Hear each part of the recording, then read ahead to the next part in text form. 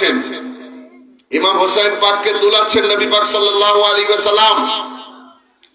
জিবরাইল আমিন face না করে আড়াল থেকে বলছে, ইয়া রাসূলুল্লাহ সাল্লাল্লাহু আলাইহি সাল্লাম, আপনি যাকে দুলাচ্ছেন এই ইমাম হোসেন 61 হিজরি কারবালায় আপনার পাপী তাপী উম্মতের নাজাতের জন্য জীবন দিয়ে দেবে, জীবন দিয়ে দেবে।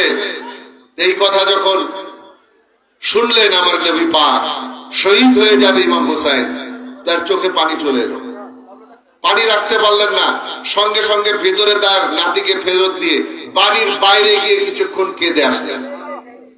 ইমাম হোসেনের আজাদারি করতে করতে চোখ দিয়ে পানি বেরোলে সুন্নতে রাসূলুল্লাহ সাল্লাল্লাহু আলাইহি ওয়াসাল্লাম। ইমাম হোসেন পাক কেঁদেছেন। যদি কেউ কাঁদতে পারেন ইমাম হোসেন পাকের জন্য, তাহলে বুঝতে হবে আমি একদম খাস সুন্নতে রাসূলের একটা কাজ করলাম নাকি।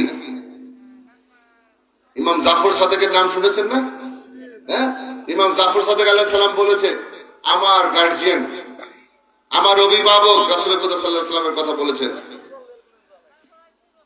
নবী পাক সাল্লাল্লাহু আলাইহি ওয়াসাল্লামের কথা বলেছেন, ইমাম হোসেন পাকের কথা বলেছেন যে ইমাম হোসেন পাকের জন্য যে ব্যক্তি 10ই মুহররমের দিন ইমাম হোসেন পাকের দুঃখ কষ্টের কথা স্মরণ করে একটু চোখের পানি ফেলবে, একটা মশার পালকের মধ্যে যতটুকু পানি আটে এই পরিমাণ পানি যদি সে ফেলে, আমার অভিভাবক রাসূল সাল্লাল্লাহু আলাইহি ওয়াসাল্লামের তার জন্য সাফায়াত করা ওয়াজিব হয়ে যাবে।